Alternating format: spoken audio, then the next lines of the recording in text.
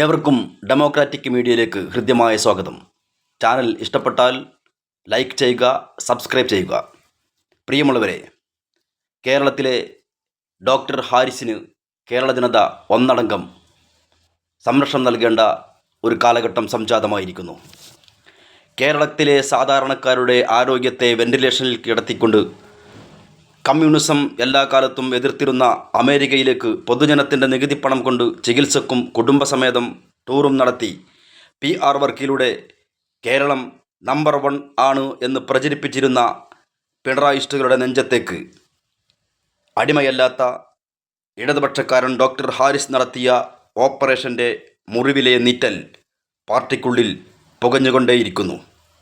കിട്ടിയ അവസരം രാഷ്ട്രീയ മുതലെടുപ്പിന് ഉപയോഗിക്കാതെ സത്യം പറഞ്ഞ ഡോക്ടറെ കൂടുതൽ പ്രതിസന്ധിയിലാക്കാവുന്ന ചോദ്യങ്ങൾ ചോദിക്കാതെ മെഡിക്കൽ എത്തിക്സുകളെ ബഹുമാനിക്കുന്ന, ഡ്യൂട്ടിക്കപ്പുറം രോഗികൾക്ക് വേണ്ടി കൂടുതൽ സമയം കണ്ടെത്തുന്ന, മനുഷ്യസ്നേഹം നെഞ്ചേറ്റിയ ഡോക്ടർ ഹാരിസിന് കക്ഷിഭേദമന്യേ സംരക്ഷണമൊരുക്കാൻ കേരള ജനത തയ്യാറാകുമ്പോഴാണ് മറ്റ് ഡോക്ടർമാർക്കും സത്യം പറയാൻ ആത്മവിശ്വാസം ഉണ്ടാവുകയുള്ളൂ.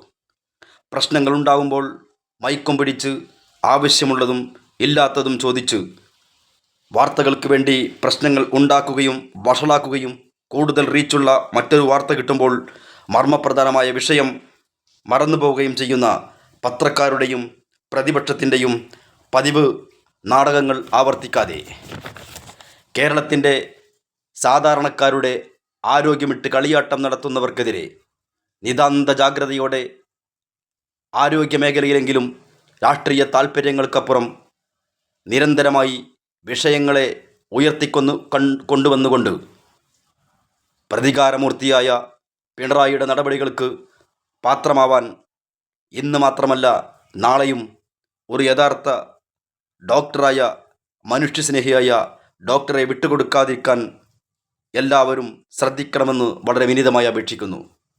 ജയ് ഹിന്ദ്.